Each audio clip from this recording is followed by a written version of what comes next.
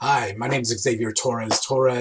This is my final little project for education of exceptional students. Um, I do want to thank the professor very much for giving me an extension.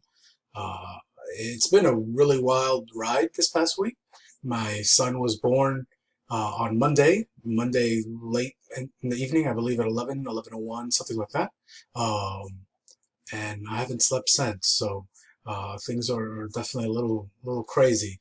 And getting to that, I just want to uh, show you Lou. This is Luis Roberto Torres. This is my son. I call him Little Lou. Um, I just wanted to thank you again, really, for allowing me to do this and turn it in a little bit later.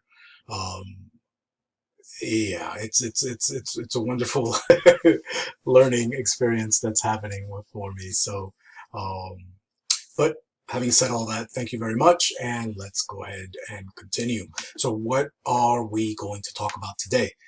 Today, we're essentially going to talk about this past semester.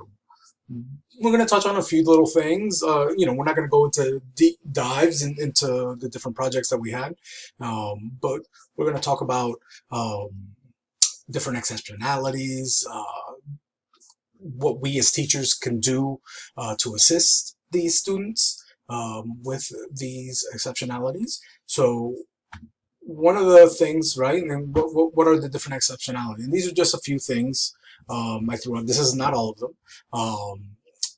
Learning disabilities, that's probably the first one that kind of comes into people's minds when they think about someone who has an issue with school or an issue with their education or an issue with learning.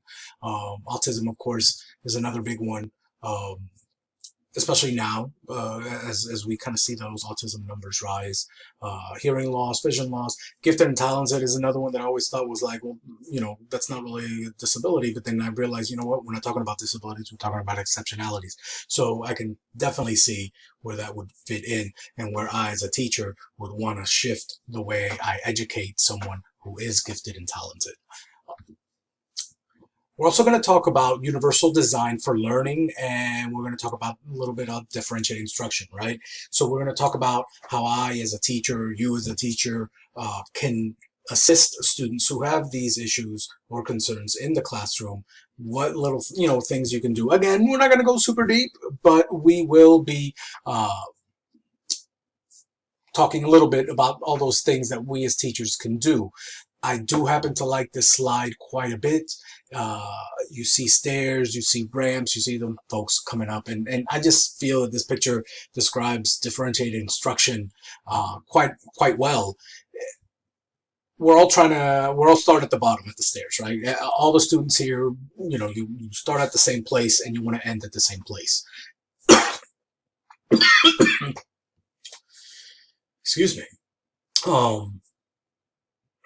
You start at the same place, you end at the same place. And what I like about this picture is that it shows how there are different ways to get to that same place. You can take the stairs, you can take the ramps. It just really varies. Essentially what it's telling me is that there's a lot of different paths that we as teachers can provide students to learn the material, learn the lesson, learn the education that is given. All easier said than done, but if you put in the work, it will be worth it.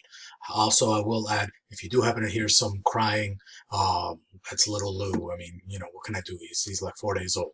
The first one we'll talk about is learning disabilities. And again, I just put a few learning, disabilities that fall under the umbrella. Dyslexia, again, I think that's probably the one that most people tend to think about when discussing learning disabilities. Dysgraphia, dyscalculia. Now, what would you do with someone with a learning disability? Excuse me, I'm sorry, I keep coughing.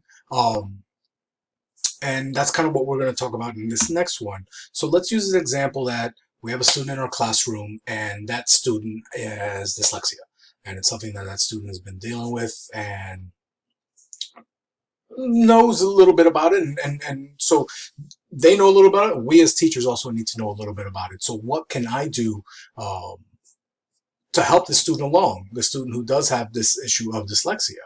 So if I were to, so, I don't want to read from the thing, but you want to provide an alternatives, right? So if I assign a paper, and that paper has to be written, say 3-page paper on Great Expectations by Charles Dickens or something like that. Maybe that student with dyslexia will be better off with a video project, where in turn they can sit in front of a camera, discuss their thoughts, feelings, what have yous regarding the book that was read. That's an alternative to a visual assignment. Again, and that kind of goes to the second one, allowing students different media to complete their assignments. Allow them to go ahead and do video projects instead of having to write out a paper, which would be very difficult for someone with dyslexia. Um, it's also on the teacher that we need to present our lesson plan differently. If we know I have a student that does not read well due to the issue with dyslexia, uh, what can I do? Well, I can provide my instructions to that student verbally, as well as visually, give them a handout, but also give that verbal instruction to the student. Graphic organizers, of course, when we did a whole thing about graphic organizers. Those definitely work much better for students with dyslexia. And of course, videos, being, the reading is difficult, but visually they're able to provide the information that they need and also give the information that's needed. Autism. Autism is, I believe, one of the videos we saw in this module said like 1 in 88 children born are on that spectrum. That's quite high, and it's quite high. So essentially, per the CDC, autism or autism spectrum is a development disability that can cause significant social issues. So it's a spectrum. It's not a one size fits all when it comes to autism. There's definitely milder forms such as Asperger's, and there's definitely much more intense forms of autism. So if I had a student and let's say does have autism of some form or another, it is going to be up to me to make my changes so that I can then comply with what is best for that student. If changes are happening in the classroom, if all of a sudden I'm going to rearrange my seating, maybe it's a good idea to, give a heads up to that student, let that student know that there's these changes. So when they come in, they're not bombarded with something that's not the way it's been, because that is an issue for them. Giving limited choices, where they're not again bombarded with the amount of choices and they're unable to make those decisions. Those are just some simple little things that teachers can do with students in autism in their classroom. When you have a student who has hearing loss, and one of the things that I found interesting was one of the videos talked about how basically you will always have at least one child in your classroom that has hearing loss or some form of hearing loss, and that on occasion, not on occasion, excuse me, basically that student will miss 50% of what is said in that classroom. And that's insane to me, that you could be in a classroom, miss 50% of what is being said, not just from the teacher, but other students, and you're watching a video, whatever the lesson plan is that day, and you miss it. You're not going to learn. There's no learning that's happening. So one of the things that teachers need to do is you want to reduce the background noise for that student.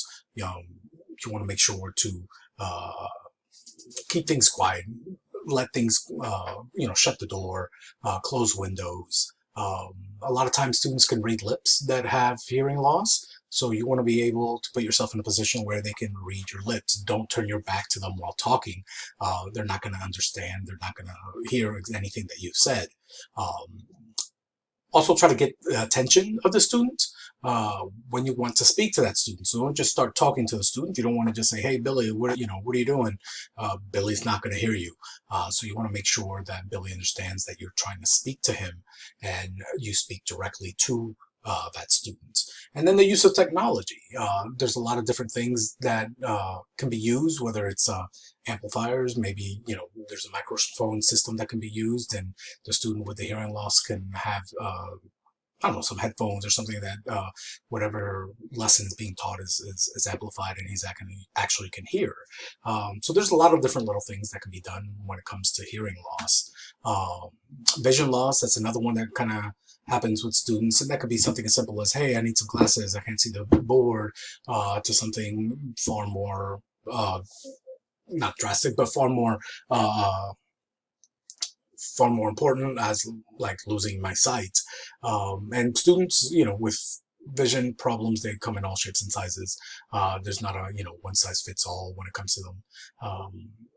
So as a student, as a teacher, I want to provide different formats for that student. So if I have somebody who does have some vision loss and I'm handing out worksheets, I want to make sure that that kiddo with the vision loss gets a worksheet in extra large print, that he's not sitting there unable to read what was just handed out to him. You also want to introduce technology on this one. What can you do to assist that student who can't hear? Again, maybe some audio books where, if the lesson is, let's go back to Great Expectations by Charles Dickens, let that student can then use an audio book instead of having to read the book, and can do his project or paper based on that audio book. And you want to plan, and that sounds silly, and that's really, I think, when it comes down to uh, any of these exceptionalities, and using differentiated instruction, using universal, you have to plan. And I think my biggest takeaway when it comes to this class is the fact that it's difficult, and I'm not trying to be silly. It's a lot more work than I thought it was for teachers who do teach special education. I guess I maybe thought that they just focused, oh, I'm just going to teach autism, and that's all they did, and they focused on students who had autism.